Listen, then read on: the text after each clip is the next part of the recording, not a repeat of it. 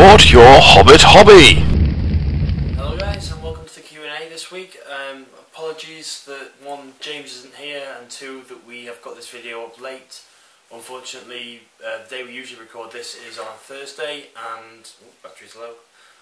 I was on a course at work on the Thursday and the Friday, so we couldn't record it then.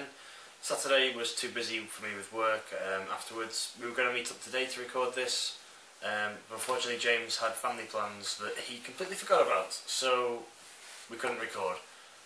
My camera seems to be doing its focusing thing. Come on, back to me. Don't do this, camera. But hopefully you're not watching this and you are just painting, so the focusing issue shouldn't be too much of a big deal for you. I'm also reading out the comments on my phone because my computer's on the other side of the house and I can't reach it, or can't read it from here. So the first question is One Good Riddance. He has some questions regarding APOS tournament. Will the participants need to bring one or two armies? He's hoping for one, for his brother and I only have one properly playable force each.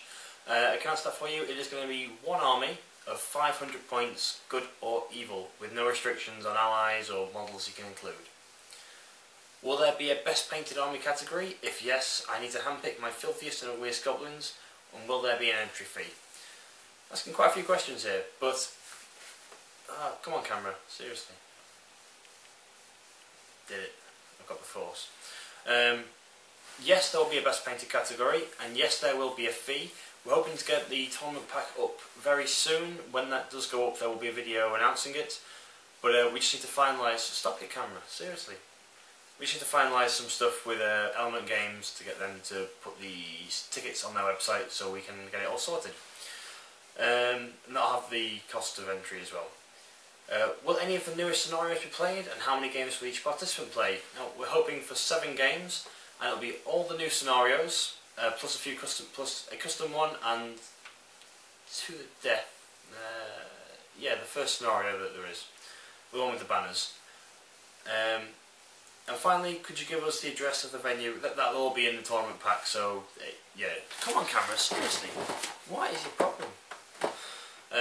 So thanks, One Good Riddance. Next question from Kurt Leach. Hello, you guys do amazing work with your videos. Keep up the good work. And James, this is just a suggestion for your Corsair army. For the bases, you could put a nice pop stick and cut it to fit the base and make it look like they're a deck of the ship because Corsairs are pirates. Oh, what is going on here? Seriously. Hello. Okay, I've got to move back slowly.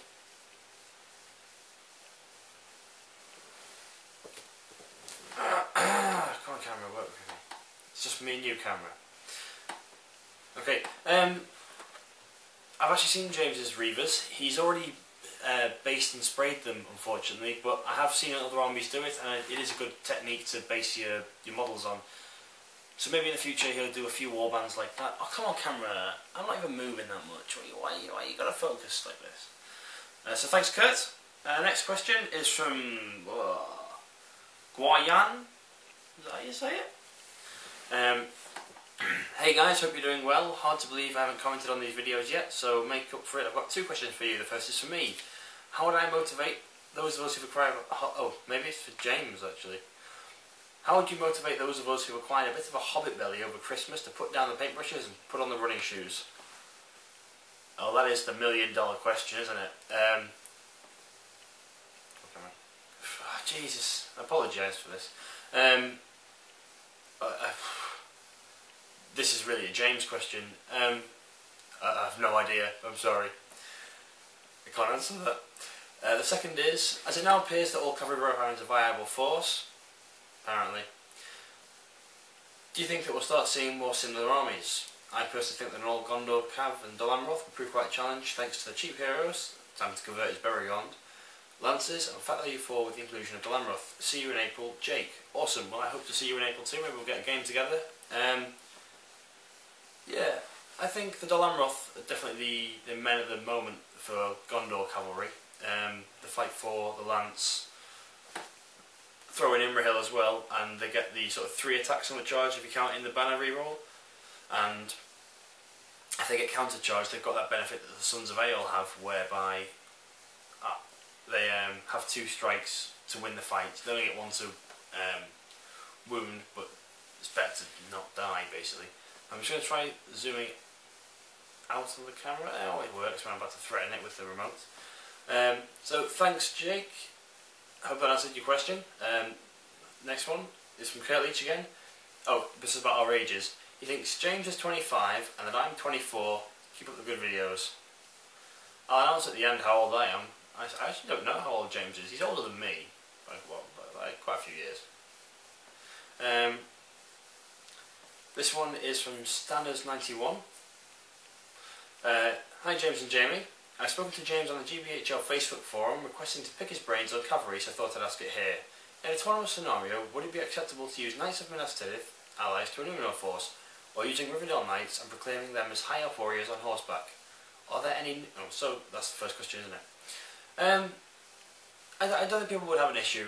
You might get one or two people who grumble about it being, you know, oh, it's a second age force with, you know, third age warriors in it. But really, you could say that they are sort of Numenor forces and you're using the models to represent them. So I don't think people would have an issue with that on the whole, to be honest. Rivendell Knights being with high elves on foot makes perfect sense. They are from the geographically same location. I think it's just more of a marketing issue, a branding issue that about Lord of the Rings and the Hobbit are two separate entities and have to remain that way, so we can't get the sort of germination between the two lists. Are there many Numenor forces on the circuit, and can they be effective? They can be effective. They really struggle with their defence and low strength, and you know, sort of relatively low fight value nowadays. And they aren't very common at all. One, because the heroes are very expensive, both points-wise and to buy, and the troops are pretty hard to get hold of, to be honest. They cost quite a bit, and you got to really scour eBay to find them since they're OOP for Games Workshop. Lots of questions from lots of people. What are your opinions and pros and cons of Isildur and Elendil? Isildur, if there's no other ring bearers, he's got the ring, and that's brilliant to have on a combat hero. He's the only real hero who's got that capability to do so. And Elendil's free heroic combat, that's just great, to be honest. They're both sort of let down by their fate values, and you know, they can be a little bit susceptible to wounds easily, but Fight 7 with Elendil and Fight 6 on Isildur, both strong heroes, 3 attacks each, 3 wounds. They're good. Out of the two of them, I prefer Elendil for the free heroic combats, mounted on horse. He's a massive fan of the channel, please keep it up, and wife permitting, I might even make it to the tournament later this year. From Ben. Thank you very much, Ben. I hope to see you in April as well. This is from Max M. Thanks for the great Q&A as always. I've checked out Girl Painting, thanks for pointing it out. Still, I prefer your channel. He has such a weird voice. I assume it was a girl, since it's called Girl Painting. Just saying, that's my opinion on it there. It's really tough to say how old you guys are. I hope you take it as a compliment if I get it wrong. My guess is you're pretty much the same age. No, James is older than me. I think you're both 22. Well, you're the first to get it right, Max. Well done. I am 22. Born in 91. So I think one of the other guys before, was his name Stanners91. Potentially we were born in the same year. Let me know in your next Q&A. Well, I've told you, I don't know about James's age. I think he's about 26 or so, to be honest. Oh, another question from him, Max M. He's bought a couple of Mordor Trolls ages ago, and one of them is equipped with a shield. Now, usually the model is worth 100 points. What does the additional shield cost? I mean, it's hardly for free, +1 defence. Thanks for your answer, and as always, keep up the really great job you are doing. Now, was this the old plastic kit? Because if so, that you had the option to make either an Isengard Troll or a Mordor Troll.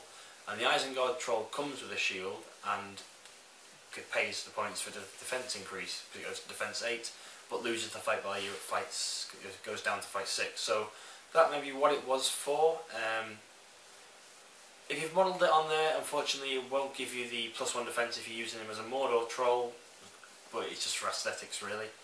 So I hope that answers your question, Max. Next is from Awful. First comment, and thanks for answering my question. Thanks for answering my previous question. My next question is, which of the following do you hate facing more? Uruk Berserkers or Uruk Fel Urukai, and why? Interesting. I prefer to not play the Ferals. No, I prefer to not play the Berserkers. I prefer to play the Ferals of my Wood Elves, simply because they're defense 5 and I've got strength 3 bows, so I can shoot them down a bit easier. I think James would choose the same because defense 5 is a bit easier to wound on the knockdown. Well, his Sons of Ale don't really care. He'd probably prefer to play Berserkers with his Sons of Ale because they cost more and don't get any benefits against him. So thanks, what awful. Just so you know, my comments on the phone are in completely just a random order. Usually we go newest first, so it's chronological, but I can't seem to set that on my YouTube app, so apologies if your questions are in a bit of a skewed order. Next is Churchill Master. Hehe, I won't help you out with pronouncing my nickname because it's very funny every time you do that. Well, you're Churchill Master to me. Answering a question about Troll helps a lot, thank you guys. What do you guys think about the trolls from The Hobbit? Are they real deal in comparison to Mordor trolls, or a little bit scenario nuance? Oh, as always, cheers from Poland. Well, Mr. Churchill Master, I think the 2 Fight 7 trolls are very good, especially the one that can, and even the one that's Fight 6 can spend his will points to sneeze on you and half your fight lays. I think they've definitely got. I played them at the event in Huddersfield, Malice in Wonderland. I played against them in the first game, which we discussed in the tournament review. And yeah, they are very good. Their special rules, their special brutal power attacks are really good. You know, taking the campfire, making them more resistant to magic is good. As a force on their own, they're not great. You do need to sort of pal them up with other heroes. Goblin Town's a great ally for them because they're so cheap, and you get the Goblin King, who's essentially the second troll, basically. So I hope that answers your question. You're flying through these, my battery's about to die. One good riddance again, an amazing contribution by UK Freddy Bear, you are so lucky. Well, thank you. Make sure you check out Shadow and Flame, the Facebook group should be in one of our previous videos. I assume it might be sort of in relation to maybe the Willow man that he's getting made up. Next one is from Generic Legion Wargaming. He's been building an Isengard force for a while, but has yet to obtain any heroes. Which of the named Uruk-hai heroes do you think is the best, and is worth upgrading scouts to marauders in a 500-point army? I don't think the movement upgrade would be worth it for you, to be honest, too much. Named heroes, my favourites are Vrasku, who can shoot twice with the crossbow, and is it Ugluk Headtaker, who can kill an orc or an Uruk-hai in base contact at the start of the turn, and he gets 12 inches done fast, automatically passes his courage test. That can be really nice for if you break at the end of the game. So thank you, Generic Legion Wargaming. Next question is Repsig. Hi guys, love the channel. Had to cave and make a Google Plus account to ask. Oh, I know. I'm not a huge fan of Google Plus myself either just yet. I'm still learning it. So thank you for taking that plunge. What would you like to see Games Workshop work on after The Hobbit? I personally would like to see the old Dust Alliance box split into 2 separate plastic kits, or even some first aid goodies. What would I like to see? Beornings. I'd like Beornings. They were promised to us in Last Alliance. Not Last Alliance. What was it called beforehand? Legions of Middle-earth. Where the hell are my Beornings and Stone Giants? That's what I want to know. I would like to see Numenor made into their own faction. And I think just a few more plastic kits would be great across the board. Perhaps bring back some of the models that they discontinued, but I don't see it happening, to be honest. Thanks Repsig, Max M, and good luck at the tournament. Thank you, James came 3rd, I came 4th. I've beaten him in any other scenario bar Reconnoiter. I can't say anything against it. This one's from Callum Winfield. He's got a question for next week, and I have an Isengard army, and all I have are 2 warbands of Uruk-hai and Saruman with a warband of Berserkers. And I want something big to build around, and I'm happy with joining any other evil factions. Any ideas? Assuming you're going for sort of like a 500-point force there, what do you really need in that force? You've got magic.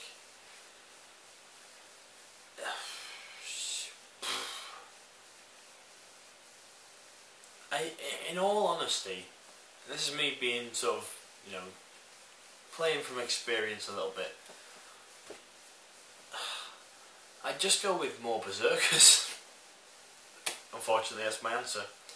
They're a great combat troop and... come on, camera. Great combat troop and high courage. They're all you really need. I mean, I don't think monsters are as vital as people seem to throw them in there. They can be a bit of a point sink if you don't use them too well. For an example of what's not great, perhaps view the Wahir versus Trolls back and you'll see them there. They do suffer a little bit if you don't start using them right. I'm going to sit forwards. The camera seems to like my face here. Oh. So thanks, Callum. Hope that answered your questions. I'd say just more berserkers, perhaps named heroes, named Urukai. This one's from Dave Fredericks, a UK Freddy Bear. Bah, you forgot my question about your favourite Games Workshop publication to date. But I will let you off as this was a text message sent to James. Well, thanks, James. Yeah, thanks for the shout out regarding models. I've ordered some more bears, and Shadow and Flame will soon have the Tree Giants back in stock too. The flame casting a shadow is indeed a concept that we had previously considered, and we appreciate the suggestions. Cheers, guys. So that was in reference to a comment we had last week, whereby someone suggested a logo design for Shadow and Flame. Come back to me. Yeah, I think they're taking it on board. They've got their logo pretty much set up if you check their Facebook group out. Yeah. I don't know what the question was. Okay. Oh, favourite Games Workshop publication to date. I really liked the old, and this is going to be sort of, it sounds almost pandering, but the old Shadow and Flame Dwarven thing. I really enjoyed that. I like seeing the Dwarven mines and their sort of, you know, unique scenarios they had in there. That was one of the first books I bought, actually, as well. Because I originally collected some Dwarf Rangers, painted them up horrifically, threw them in the bin, and then bought Khazad-Guard. The next is the Irish Collabearable. You guys have weird names. Would you ever use Gollum in a force, and what is your opinion on the stats of Gollum? Yes, I would use Gollum in a force if I had the model. He's 35 points, counts as being sort of like transfixing a model when he's got the ring on. He halves their fight value. He's got fight 5, which is very good. He's got 2 attacks, 2 wounds. He's a very strong hero. I do like him. Yes, I would use him if I had the model. Next is the Cramjan Triangle. Hi, thanks for the answer. This time 2 or 3 questions. Does the Great British Hobbit League have an age restriction? The league itself doesn't. It depends entirely on the tournament organiser. If they want an age restriction, they can impose one. To give you an example, at our tournament in April, players can be 12 and upwards can attend, as long as they have an adult with them that is sort of responsible and is, you know, going to act as their guardian or parent that day. So it entirely depends on the tournament you're going to. And or will the tournament in April have an age restriction? Well, I just answered that. It's 12 plus. If you're 16 and below though, so between 12 and 16, you need a parent or guardian or a responsible adult to come with you. And what are James's rates as a personal trainer? Expensive. He'll answer that, I think. I don't know, I don't care. Thanks for the question, Cramden Triangle. Hopefully I'll see you in April. There's the 12th and 13th at Stockport Northwest Gaming Centre. Next question is from Hawk Swift. Hey guys, it was so awesome when you read my comment out the other week. It's so cool when you hear your favourite YouTubers mention you. And sorry for the lack of questions, I'm really busy painting Dale, Moria, the Fellowship, and the Grey Company. Well, thank you. To be honest, that's really nice to hear that we're your favourite YouTubers. It's nice to hear us being called YouTubers as well. Got a big smile on my face now. This week's question is which heroes would make a combination from the Dale list and the Grey Company list? So this week's question is which heroes would make a great combination? Okay. To be honest, the Dale list, there's a beep in the background. The Dale list doesn't have a great deal of heroes that aren't the dwarves. Girion's good. Then it's Dale captains if you're sticking to Dale. But Girion's good leader of men. He's got his rerolls to hit, so it sort of fits the theme of the force, that they're going to be a ranged force. I like Halbarad and Arathorn from the Grey Company list. Arathorn's a nice 3 attack hero with 3 might, 3-2-1. And Halbarad's, you know, he's just a strong 3 might hero as well. So Girion, Halbarad and Arathorn would be my recommendations. And I hope that answers your triangle. It's so late. I don't know what I'm saying anymore. Hope that answers your question, Hawkswift. On to the next one. Alex M. Thank you for replying to my question last week about Fiefdoms of Gondor. I was thinking about adding in some cavalry from either force. from either force, either Imrahil and some Swan Knights or Theoden, because I like the model, and some Riders of Rohan. Just wondering which of these you think complements an infantry heavy force more. My personal opinion would be to go for Imrahil and the Swan Knights for these reasons. Imrahil is a very good 3 might, 3 attack, 3 wound, 3 will, 3 fate hero. He's got all the 3s that you want in a big hero. He's also fight 6, which beats Theoden. He has a lance and he has an armoured horse, which, the lance beats Theoden. The knights themselves, yes, they are much more expensive. You're paying 6 points extra a model, but you get, again, the lance, the armoured horse, and defense 6, and fight 4. And they all count as being in range of a banner from Imrahil. So, in my honest opinion, it's going to have to be Imrahil and the Swan Knights, because they can really add a punch. If you imagine that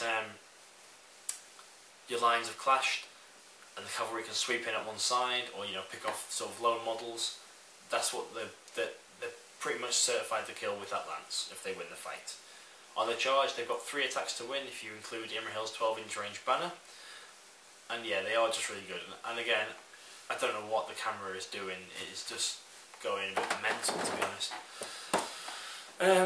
Thanks, Alex. I hope that answers your question as well. Next is Jacob Noble. Hi guys, a fun question for you this week, just to keep the competitive banter alive.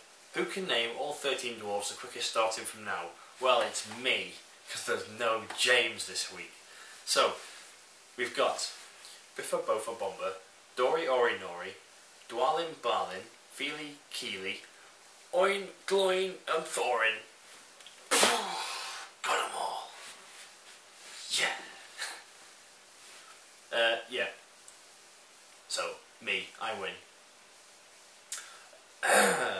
Oh, here's the Wada Awful.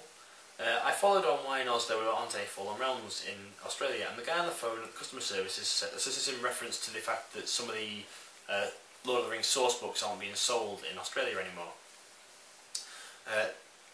The guy at customer service said they were likely updating the source book. Interesting. And hopefully the new version will come out soon. But I feel this is a setback because I have the minis and to play. Oh, he has the minis to play, but I can't play because I don't have the rules. And this is frustrating because I was pumped to play again, but I feel Games Workshop will let me down, and the newer players who want to play Lord of the Rings Strategy Battle game. I'm spitting feathers. I ain't got a drink with me. That's why we need water, guys. What do you guys think? I think it's a real letdown by Games Workshop, and this is sort of a my own opinion again, but this is the sort of circle that Lord of the Rings have been stuck in for ages. I mean, like, Lord of the Rings had a huge burst of popularity with the films, and obviously it's happened again with The Hobbit. But we get stuck in this cycle with Games Workshop whereby we, buy up a lot, make them a lot of money very quickly, and then the system gets dropped very quick because it's become sort of unpopular and has this negative connotation. It's the kids' game, it's a game of sixes. I'm sure we've all heard them at our Games Workshops. So, they see it as not making as much money, so they don't pump any effort into it, and then, well, there's obviously not going to get new players involved, so you're not going to make more money, so they don't want to spend more money because they don't see it as profitable, which then in turn doesn't advertise the game. So hopefully, it's tough with you not having the rules. It's really, really tough. Yeah. eBay might have them on there. That's a good place to check. I always point people to eBay. eBay and potentially the overseas shipping, if you're willing to fork out the money for it. Perhaps if there are a couple of you playing together, you all chip in and buy the rulebook as a group rulebook, and then hopefully when they do get them restocked, you could buy them for each other, and someone gets or buys the rulebook back from the group, basically. But yeah, it's a tough situation to be in. I don't know what they mean by updating the rulebook either, because I don't see them going back and doing that, unless there's some weird translation issues. But I don't think you Aussies don't speak a different language, so very, very odd for them. Oh, an error has occurred. I'll have to find what question I was up to. No, it wasn't that far down. Oh no. Oh Christ, so many questions. Why? No, thank you for sending the questions. My throat is going to be dead. Oh, there we go. I found what I was up to. Yes. Come on, camera, work with me here. Right, next question. Oh, sorry. Hopefully, did you ask a question? Did I just skip your question? Oh, what do I think? I think it's very weird from Games Workshop. And thanks for asking another question. Next, oh god, this is a long one. From Jantler Jut. And I apologise, I'm not great with names. Names are not my strength. This is why I need James stood next to me for, because I know you have a name that we mentioned in other videos, but I can't remember it. I'm sorry. Forgive me, please. Oh, crap. Next, question. Just finished watching the video.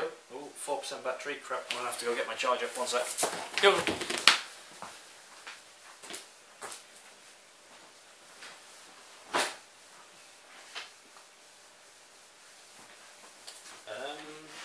Do I have a plug near here? I have a plug. Will it work though? This is a question. It has a burnout mark on it. I'm kind of worried. Clipped in. Will it charge? Fingers crossed. No. That plug's broken. God damn it! I don't know what to do. Just power through. Let's power through until the phone dies. Okay, hi guys, Isaac and I had a lovely time for 2 hours and 35 minutes. This Q&A in the previous one. He's all set up now, ready for some Chaos Black Primer with the new base and removable mounted Azog. Very nice. I heard you guys talking about model height and how it affects the game, more precisely visibility. Since Games Workshop makes models in different stances, e.g. the first Legolas and the last Legolas Greenleaf, how do you use this difference in a model height in the GBHL League? In a previous video you talked about using the Bower Rider models.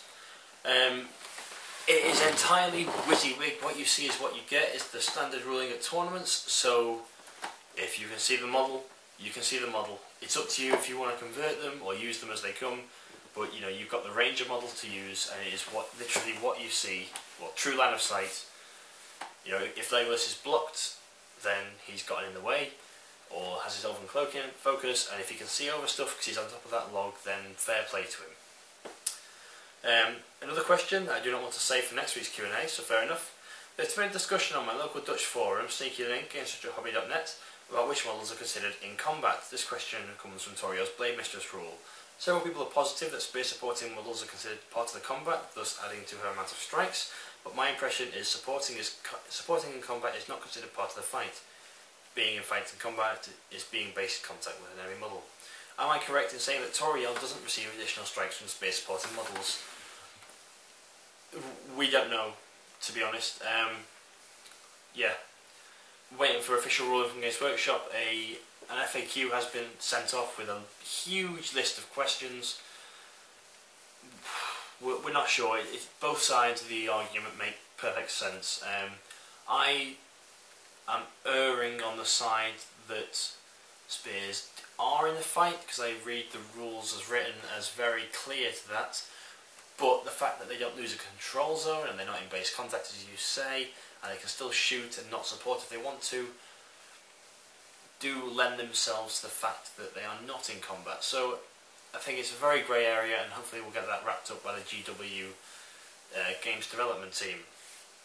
I hope you guys had a lovely Christmas and a New Year. Give my thanks to your counterparts for spending so much time away from them and with this channel and your viewers. Happy hobbying, you silly lot.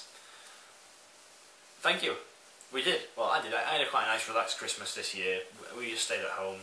Usually we end up driving all around Manchester and then over to Liverpool to see both sides of my family, but I had really nice, just stayed at home, and you know, it was just had Christmas dinner with my grandma and grandpa, mum, dad and sister, and it was really nice. Thank you. P.S. I've started assembling my cave drake for the One Ring Monster Contest. I made a pledge to paint a model for every day of the coming year. That's 365 models, so I'll try to attend every month.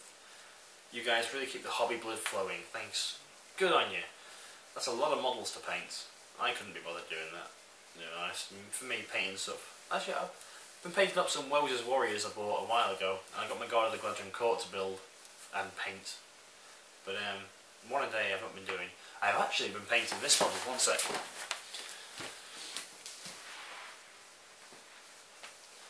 Let's see if the camera can get it here. I bought some Batman miniatures from Night Models, or Night Miniatures I think they're called. Because because I want to start playing another war game. I want to start playing the Batman Miniatures game because it looks pretty fun, and you know the armies only cost like 50-60 quid to get involved. So I thought I'll give it a try. That's what I've been painting tonight.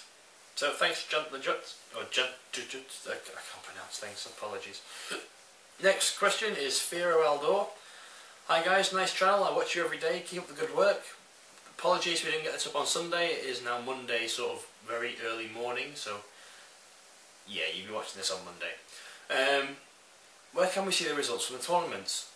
The GBHL Facebook group, the Great British Hobbit League Facebook group that is in the description below. That's the place where you get all the tournament results and where you can find the rankings. They're also on the rankings themselves are actually on the homepage of our YouTube channel. If you look at the banner on the top, there's a little button there that says the like the spreadsheet or GBHL League. Also, Saruman the White is my favourite good hero. Can I field in with a good army, Dale, Lake Town and Rohan at 500 and 700 points without having very few troops? How? Thanks. Well, straight up, yes, you can field him. You're going to have sort of, well, with Lake Town you're going to have quite a few troops because they're dirt cheap. Dale, they're a bit more expensive due to the fight value increase, and Rohan, well, they can be dirt cheap, but you just go for regular scrubby warriors, and obviously your more elite Sons of Aeol are going to cost you more, but you can get some good heroes. I'd include him at 750 points. Perhaps avoid him for a little bit at 500 if you're not too, you know, well versed with how to use wizards, because he can be quite tricky to get the hang of. But 750 would be a good sort of points value to include him. Okay, next is Socrates, the one and only Socrates. Hey guys, thanks for another good episode of Speak Friend in Question. Good to see that the number of submitted questions is increasing weekly thanks to your participation rule. Oh yeah, that rule. If you ask a question, we need you to ask another one in this video if we've answered it for you. When watching your battle report videos, the usage of terrain seems a bit low. Therefore, at least in my eyes, most of the time the battles end up being a pretty straightforward confrontation in an open field. In my eyes, using terrain to gain a tactical advantage can really give something extra to a battle. Well, hopefully you saw that in the Middle-earth's Deadliest Warband, and the previous battle report, I read this and mentioned it whilst we were setting up the table, that perhaps we should include a bit more terrain. So hopefully you did see the more usage of terrain in our games, and it did make it better for you.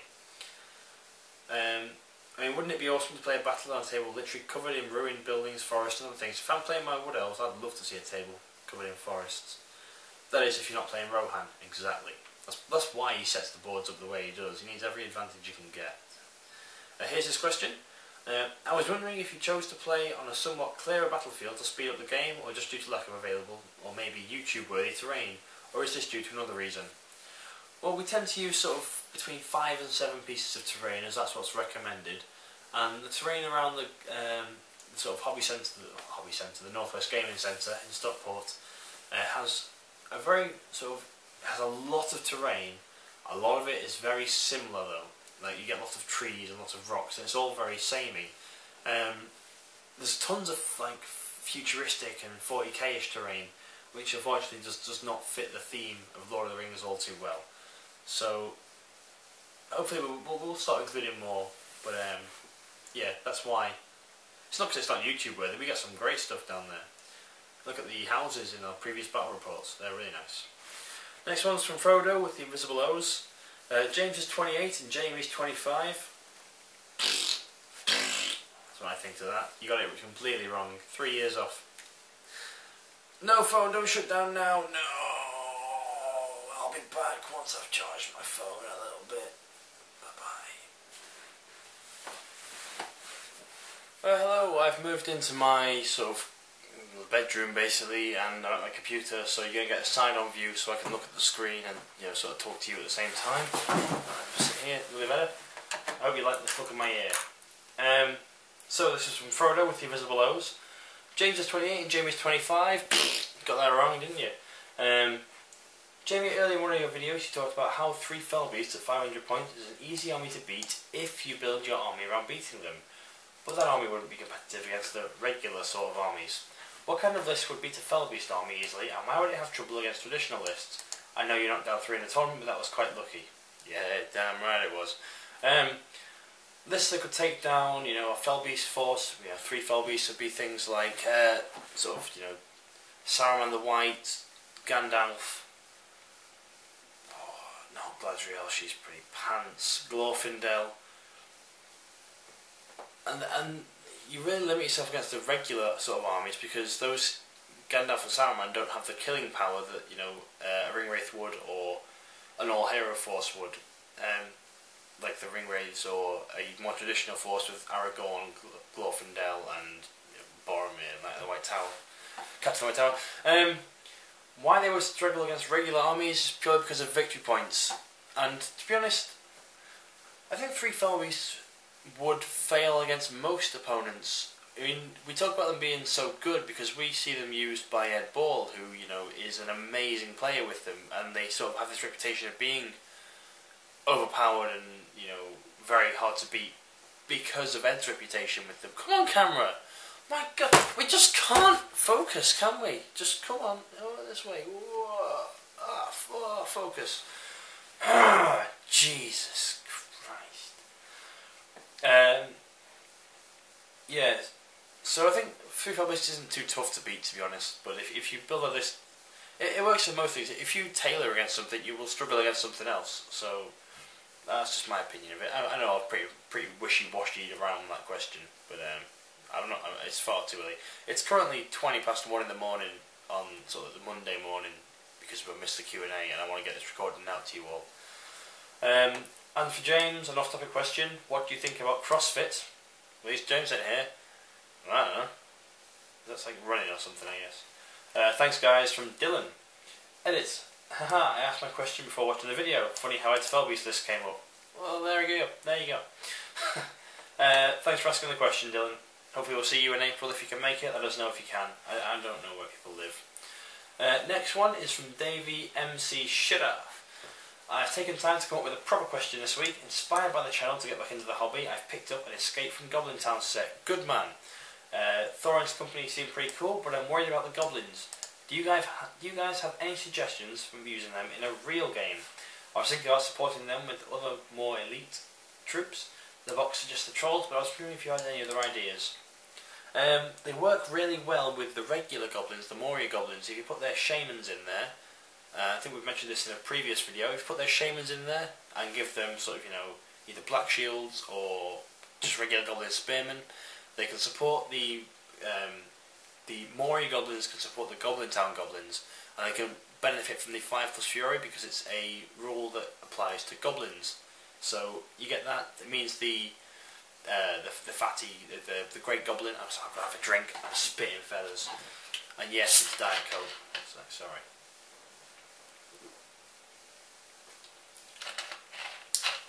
Wait for the ball.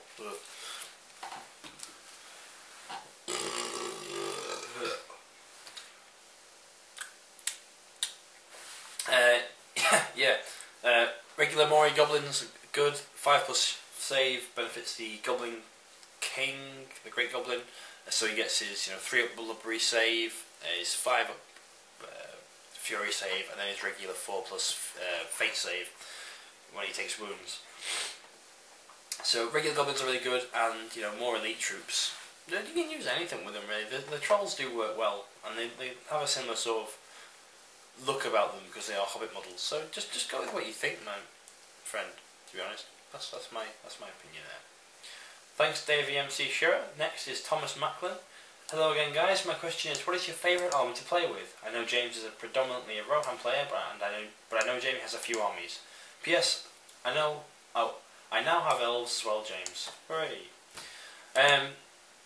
James's force that he enjoys to play with is Rohan, and he pretty much only has Rohan, and then bits and bobs like Treebeard, Gwahir, some elves, and he has smatterings of forces. Hopefully, when he gets his Reavers, we'll get a few more battle reports with them, and we can see him with a different force.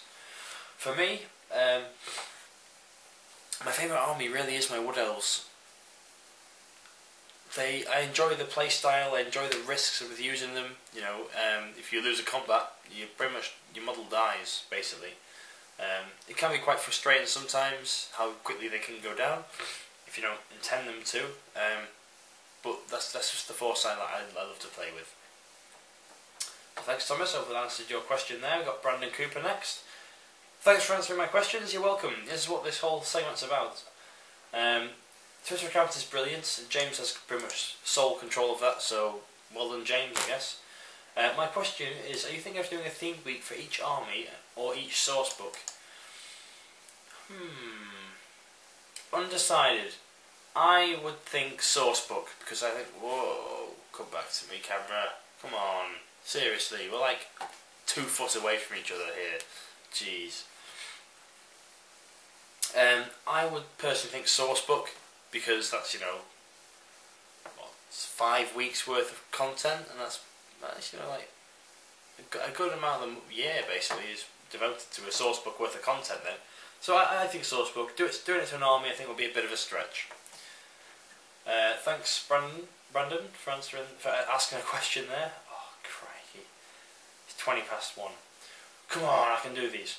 Milkor's SBG is the next person asking a question. When and how did you guys get into SBG?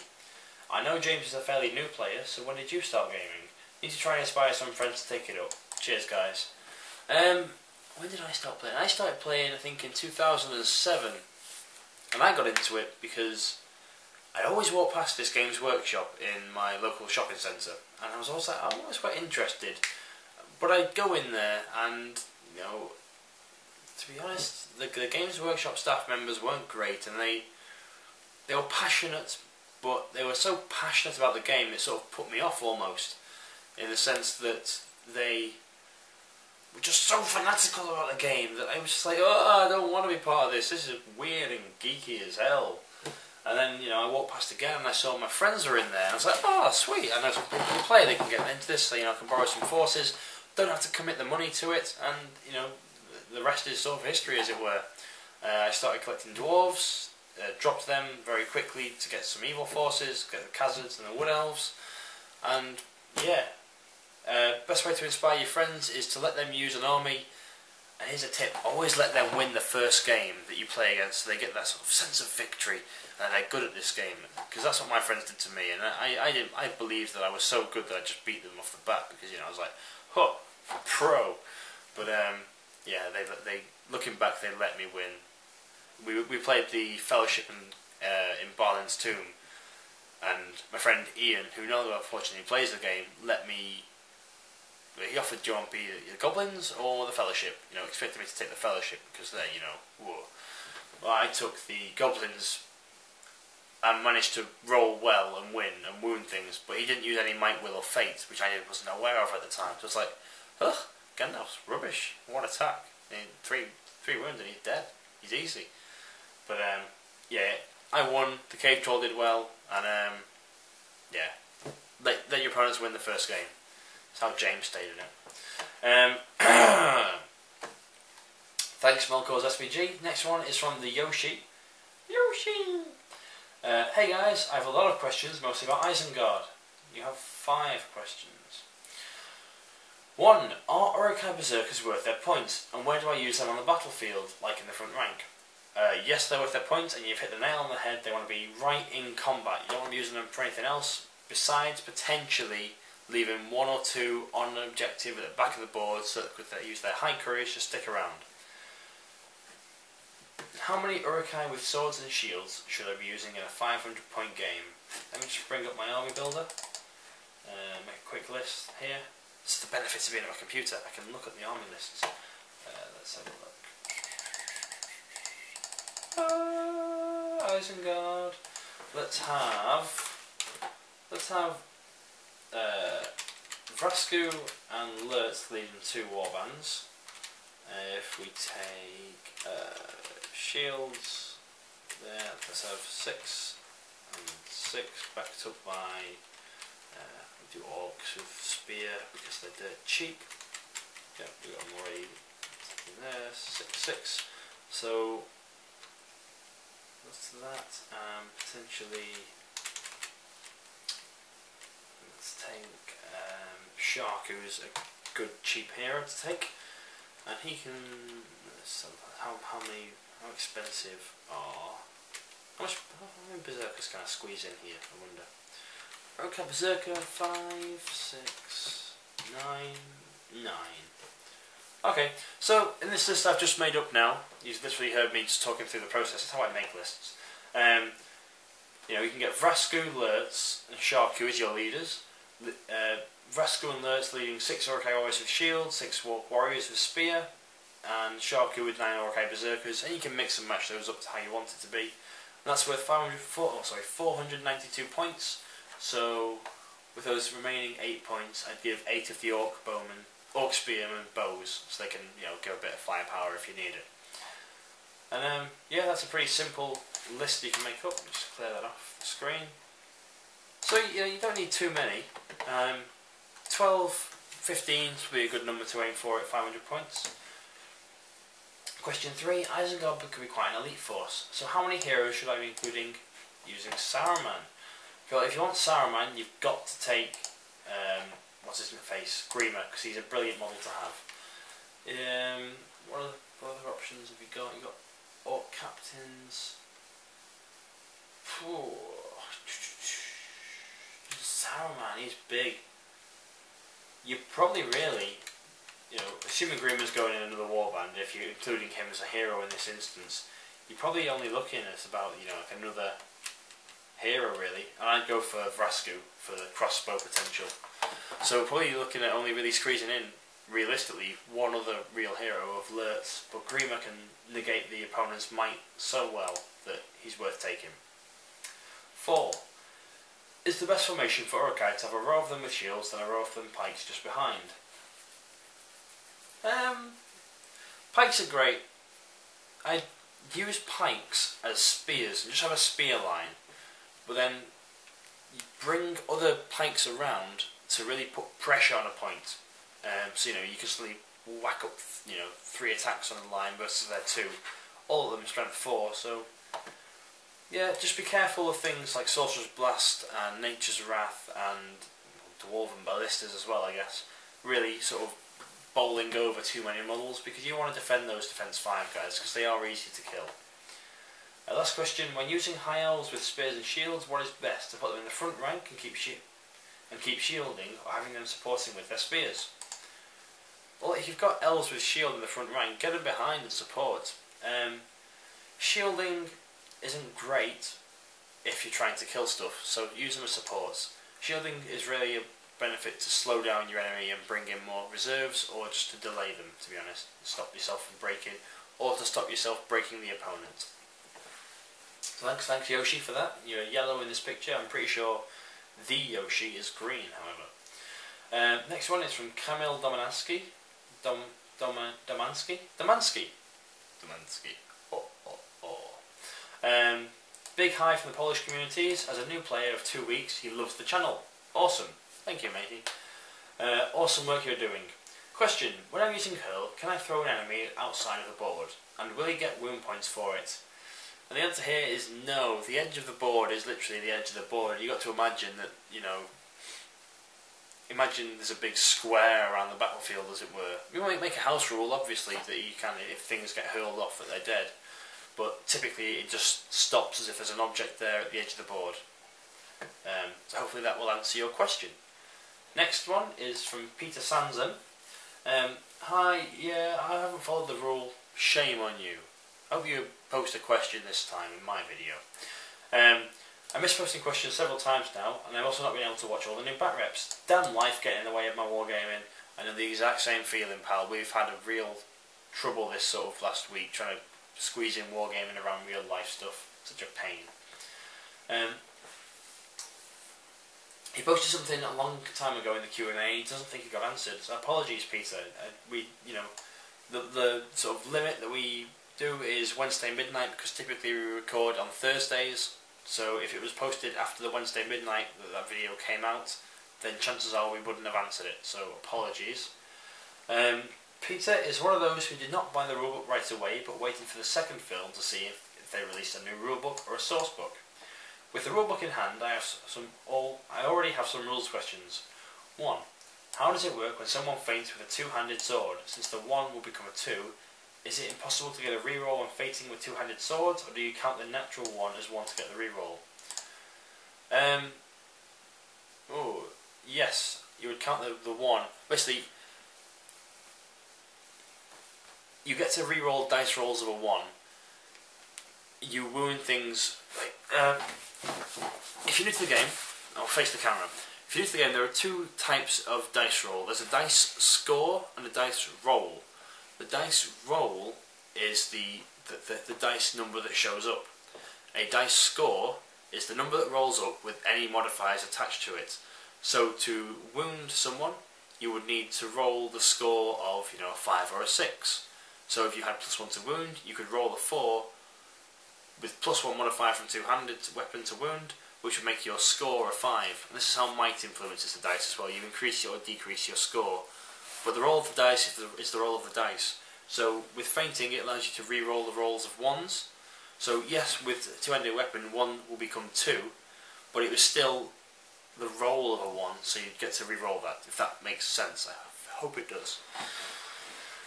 Number 2, for shooting, in the rules for line of sight it mentions arms as having line of sight to a model. Then on picture 15 it says that the model with the arms showing... Wait, where? Then on picture 15 it says the model with the arms shoving, though they mention the hand in text, to be necessary for line of sight purposes, which is correct. What counts is the body and limbs and head, and they count towards line of sight. So if you can see someone's arm or hand, it's a limb, there's paint on my hand there, then yes, you can shoot them. I don't know why they'd say not. Maybe they're trying to just be sneaky. Thanks, Peter. Hopefully we answered your questions there. Grant is guessing that James is 26 and that I'm 24. Man, all these, you know, apparently I'm looking old. Jesus. Answer your question half-heartedly now. Thanks, Grant. For my next question, what troop type do you guys think are better in comparison? The Blackguard of Barad-dûr or the Black Númenóreans? Well, Blackguard of Barad-dûr all day long. They've got the Fight 4, the Defense 6 is the same. Both Fight 4, both Defense 6. Black Númenóreans have the Terror, but the Blackguard have a Strength 5, and that makes a bloody big difference, to be honest, against most things. Like Khazad-guard, you win on 5s. Wood Elves, you win on 3s. And, you know, Defense 5, you're injured on 4s, so it makes a huge difference. They are good. Sorry, I'm spitting feathers again. Also, do you think that there will be a rules overhaul after the last Hobbit movie, or is this current rule set going to be the final one for the game? Thanks for the tips about the Corsair captains. Well, no worries there. I don't remember, to be honest.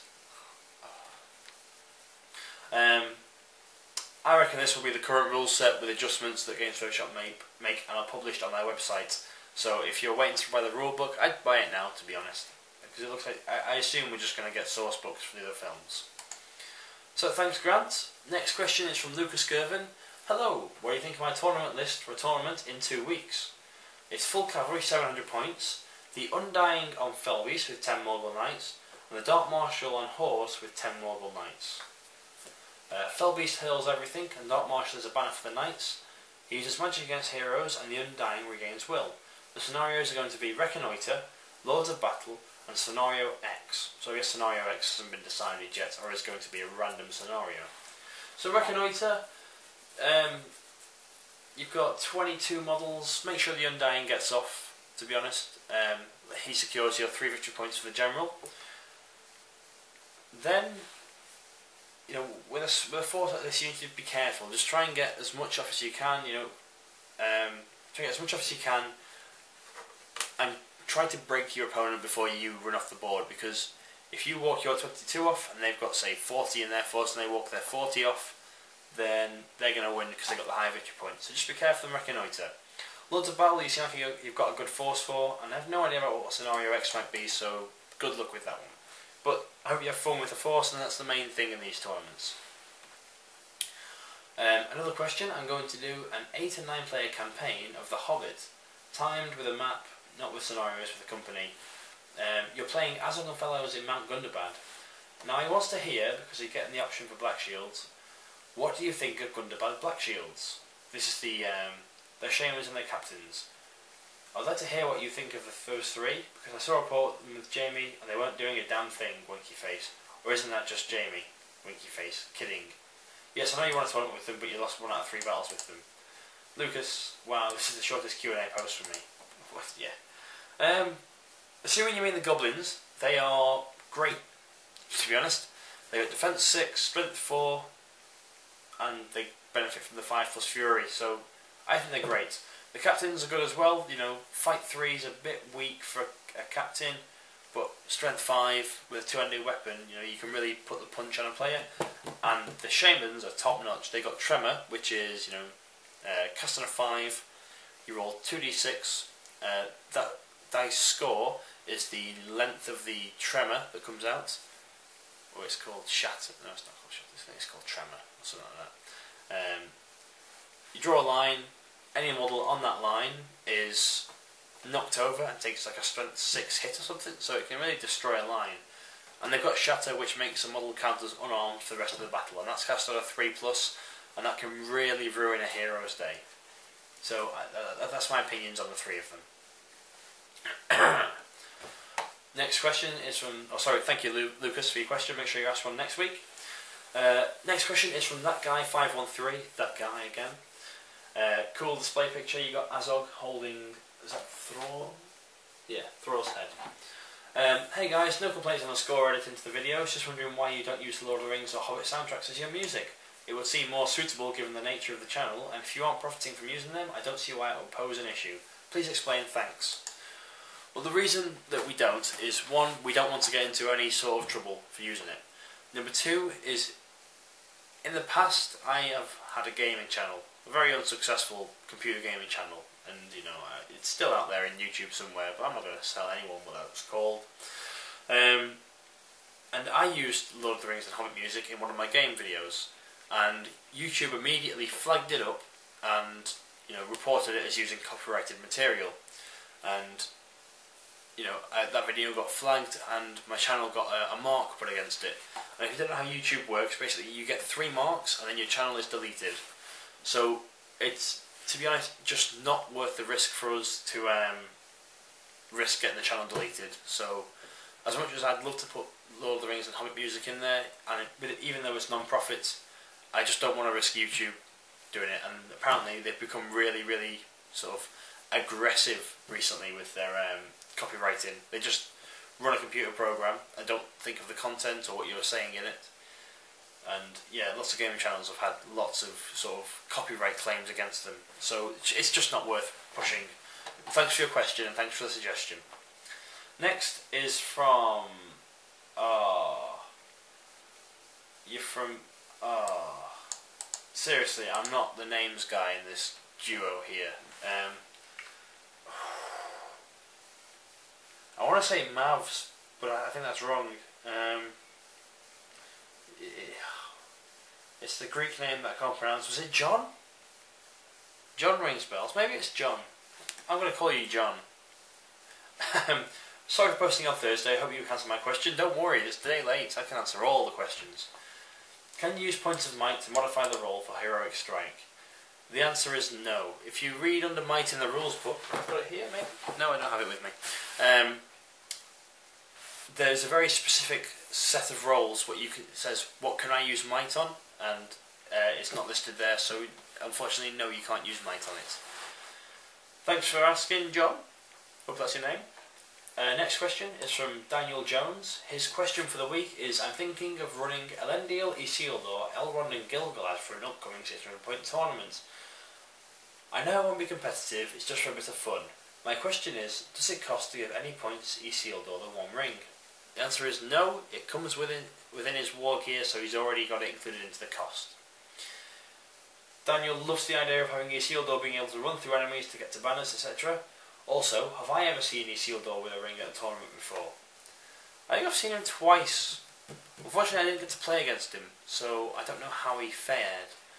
But I can see him being really potent with the ring on, especially with the way it works now, where you halve the opponent's fight value, because that seems like a really, really good idea for him. So, hope that answers your question. He comes with it in his points cost. Oh, come on, camera! Jesus Christ. Next question is from... Oh, thanks for your question, Daniel. Next question is from Elliot McDonald. Hey guys, sorry I haven't asked a question in a while. You've been very busy over Christmas. Don't worry, mate. We all have. Anyway, sorry if this is too late, and I'll put it on next week's instead. if you could visit one place in Middle-earth, where would it be? Thanks as always, smiley face. Oh, I don't know. I think I'd really like to visit Lothlorien. That would be my choice of place to visit, I think. Yeah, Lothlorien. It's got that sort of beautiful, magical feel to it, and it's very sort of nature-based, and I think I really enjoy that.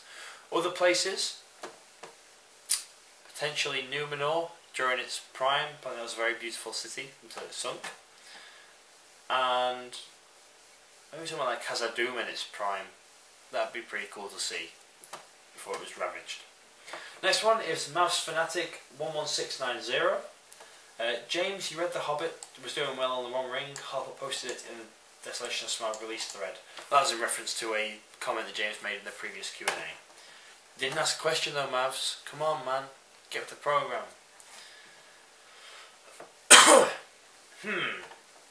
Pardon me. This one's from Joe Gamer Dude 84. Thanks for all the video, guys. You're doing great work. Keep it up. Thank you very much for the comments. This is my first question ever to you guys. If someone were to offer you a workable 500-point army for every force but one, okay, using only that force, for example, only Mordor, only the Shire, etc., and there's of course some others. So a solo force, so it would be a pure force.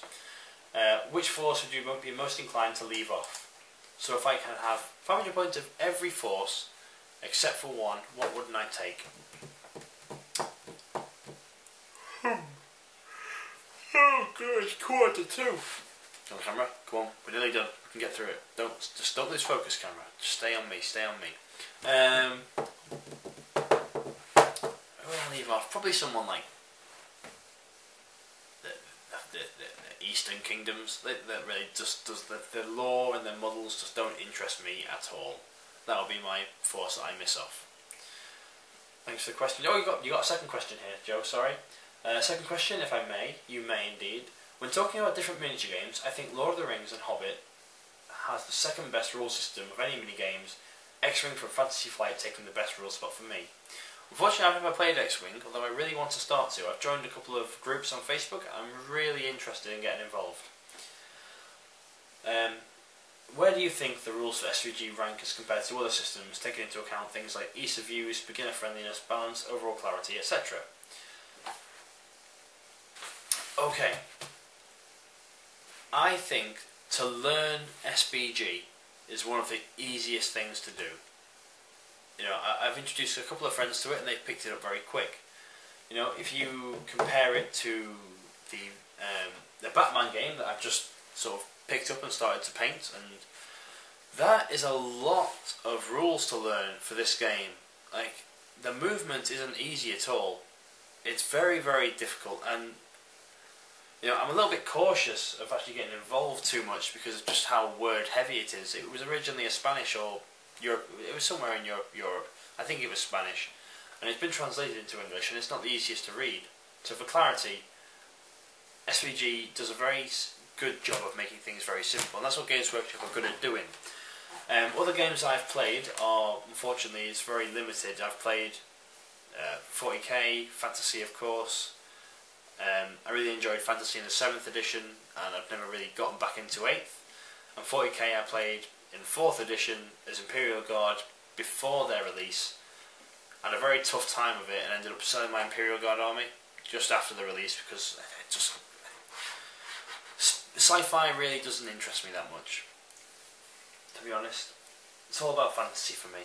Ah, my hair's hit my eye. Ow. Oh, I'm in pain. Oh, thanks Joe for the question. I think SBG is a very beginner friendly game. Oh, ow the eye. Next one, Murtal, a name I can remember. Hope you just forgive me, but I missed 2 weeks of questions. Tut tut, no. Not forgiven. I'm not even going to answer your question. No, I will. So, question. What do you think the top 5 reasons people who've never attended a tournament before should sign up for once this year? So 1, the people. The people are what make the hobby, and they are brilliant, and they are some of my best friends that I've made.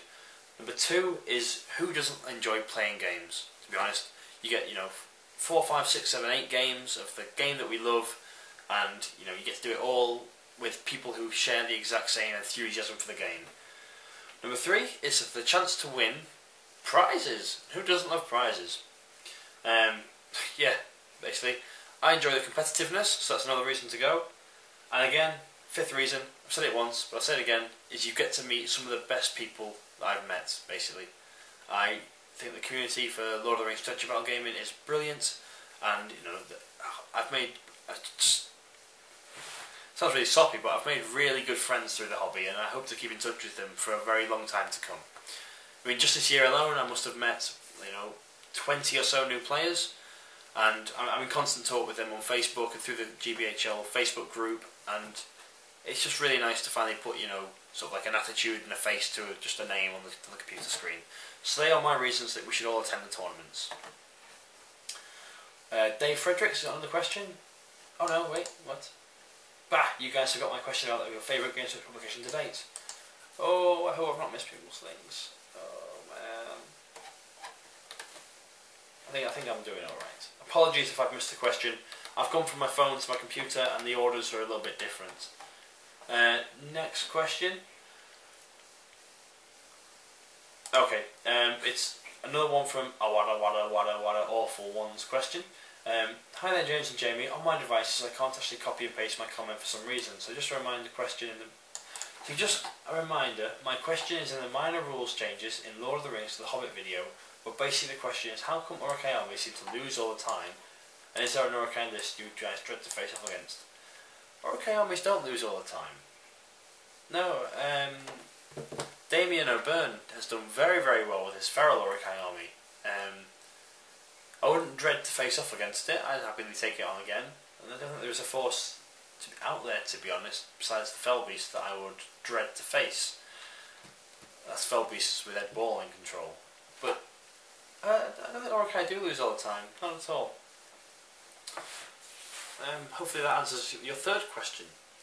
A question here from Werner's Miniatures, literally one of the first subscribers to us.